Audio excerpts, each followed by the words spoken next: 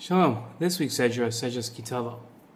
As he sat contemplating life, David watched the birds fly through the mountains around him. Although he was raised here in Yericho, David settled elsewhere. He wanted to stake his own claim to the land and knew that he had to move out of his parents' house to do so. Once a week, David would come back to Yericho to sit among the glorious mountains with his beloved Chumash and study the weekly Torah portion, the Sedra.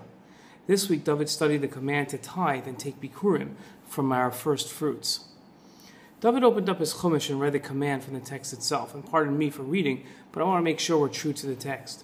When you have finished tithing all the tithes of your produce in the third year, the year of the tithe, you shall give them to the Levi, the stranger, the orphan, and the widow, so that they can eat to satiety in your cities. David continued reading about the proclamation that the giver of the tithes and the bikurim would make. He would say, "Then you shall say before God, I have removed the sanctified portion from this house, and I have also given it to the Levi, the stranger, the orphan, and the widow, all according to the command that you commanded me. I have not transgressed your commandment, nor have I forgotten them. I did not eat any of it in the second tithe with my mourning, nor did I consume any of it when I was tameh. Neither did I use it for the dead.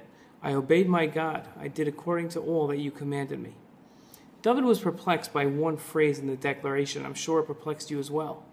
The phrase said, "Neither did I use any of it for the dead." This seems a little odd.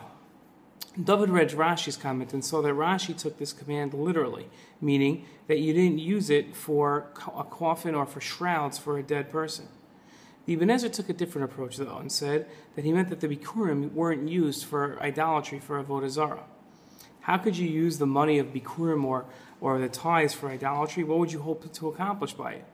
In his Laws of Idolatry, the Rambam wrote that anyone who performs a deed in order that a deceased person should come to them and give them information is liable to lashes. Man is scared of death, and by engaging with the dead, he hopes to control it and conquer his fear. Communication with the dead is impossible, and God forbade being involved in the foolishness of even attempting it. Bikurim are man's first fruits and are given to the Kohen as a demonstration of recognition that God provides bounty. To offer these same bikurim, or to sell them and use the funds to offer the gift to the dead, to hope to overcome their fears and control their destiny, is not only forbidden, but a great act of arrogance in the face of God.